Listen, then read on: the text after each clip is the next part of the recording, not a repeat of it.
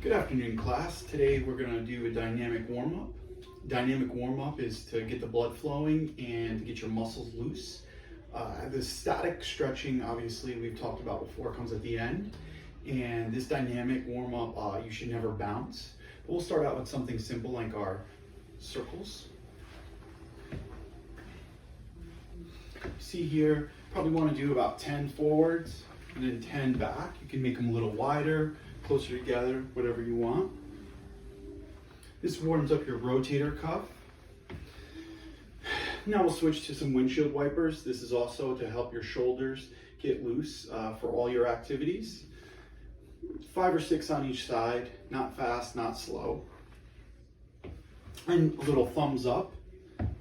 By now, some of you probably feel a little burn in your shoulders. That's good. That means that the muscles are starting to get warm. They're starting to get loose. Some of you might even have a little bit of a higher heart rate. That's excellent. We want to keep going with our upper body. We're going to go with our core, and we're going to do twists. And these twists, you'll notice that I go 1, 2, 1, 2, 1, 2, 1, 2. That's to prevent the rapidness or the fastness of the exercise. You can do a tilting teapot this way and a tilting teapot this way. Notice how I'm not holding it. You can do here and a little bit of stretch, and then here and a little bit of a stretch.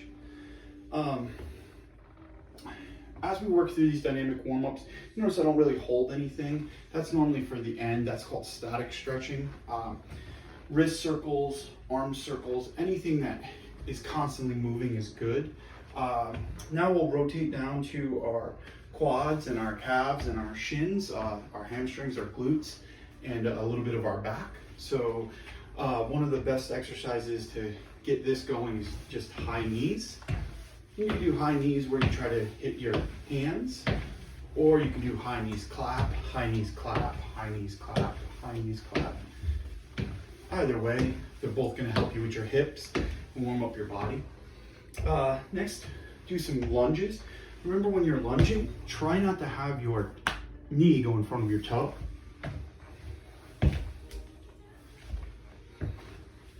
You should feel this stretch. You should feel a little bit of the contractions in your muscles. And it's just great to be able to do this stuff. And you don't need much room to do it. You can see I'm in a very small area. We can do some jumping jacks.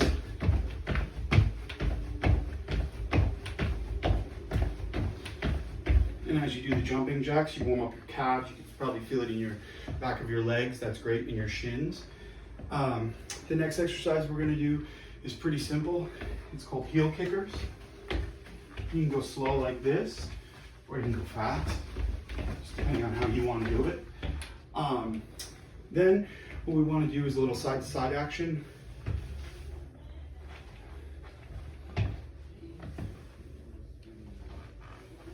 At the end of the day, all this moving just gets the blood flowing and allows us to warm up our muscles. And we can be ready pretty much for anything right now. There's additional things you can do, but this is short and sweet.